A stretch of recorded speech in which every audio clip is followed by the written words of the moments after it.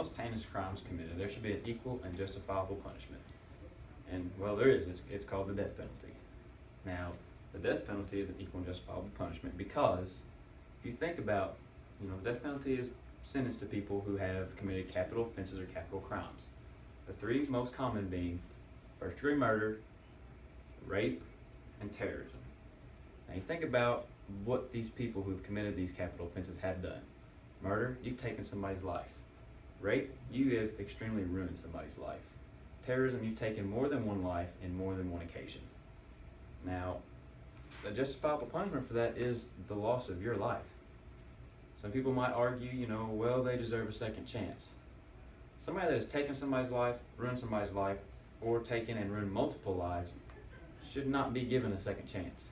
This is not a case where you forgive and forget. That's not something you can forget, because not only did you ruin the victims' lives, but you've ruined their families as well. The only justifiable punishment for that is the death penalty. Now, there's only one method of the death penalty used today, and that is lethal injection. That is a series of chemicals given to you. The first one is just a saline solution, just salt water basically. The second one is a chemical that is going to numb your body. And the third one is basically going to cause you to have a heart attack. Now, if you ask me, that's almost a little too easy because you're not going to feel it. And that's basically it. You're not going to feel anything. It's going to put you out of whatever situation you're in, just like that. Now, I am a firm believer in God, so I do believe that any punishment thereafter is going to be dealt to them, and it's not going to be a good one. But there should be other means of the death penalty, such as the electric chair. People always say, well, it's cruel and unusual punishment. Well, what did they do to deserve it? That was cruel and unusual to do to somebody else.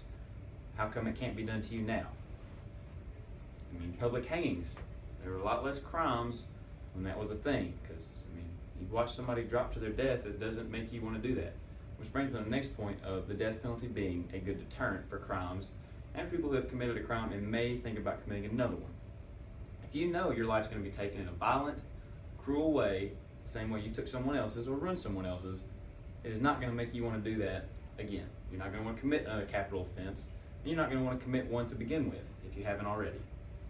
Now, there's a 25% chance that every felon that has been convicted of a felony to commit another felony. 25% of them will. Now, you take that into consideration with all the different ways you can take the life of somebody: death penalty, public hangings, lethal injection. It's a much better chance that they're not going to want to do that. Now, also, I believe in eye for an eye, tooth for a tooth. You take somebody's life, it should be taken. You ruin somebody's life, your life's going to be ruined in a very serious way. Terrorism, that's about as bad as it gets, because not only you're taking lives, but you're ruining several lives of several families. Now, it's also it's a cheaper way to, kind of carry out a penalty for somebody that has broke the law, like a capital offense. It costs about $14,000 to $60,000 a year to keep one prisoner in jail. That's 1 year. And you give somebody life in prison, which is an easy way out, because they're going to get 3 square meals a day, be able to go outside, have free medical care, medical aid, clothes provided, shoes provided, and they're out of all the elements, they're in a shelter. That's an easy way to go. But it costs up to $60,000 a year to keep them in that one spot. Now, that's 1 year. Now, you take into consideration the average felon age is about 27 to 28. Average life expectancy is about 80. You take that $60,000 a year, put it all the way up to 80 from 28, that puts you right at about $2 million. That is $2 million for one person to stay in one area for their life. There's 150,000 felons in the United States as of today.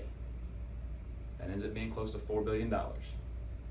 You could take that money and put it towards education, law enforcement to keep these people off the street. And there's so many other things you can use a taxpayer's dollar for than to keep one miserable lowlife in prison. Also, like I said, it's a great deterrent. I don't want my family, my kids, when I have them, to be on streets where these people are just walking around, getting off easy, and people think, well, death penalty, it gives you too many, it's too harsh, it's too cruel and unusual. well, like I said, they don't deserve an easy way out. They deserve the most, heinous punishment you can give them because they committed the most heinous crimes. And that is why I believe that the death penalty is an effective and great source of punishment.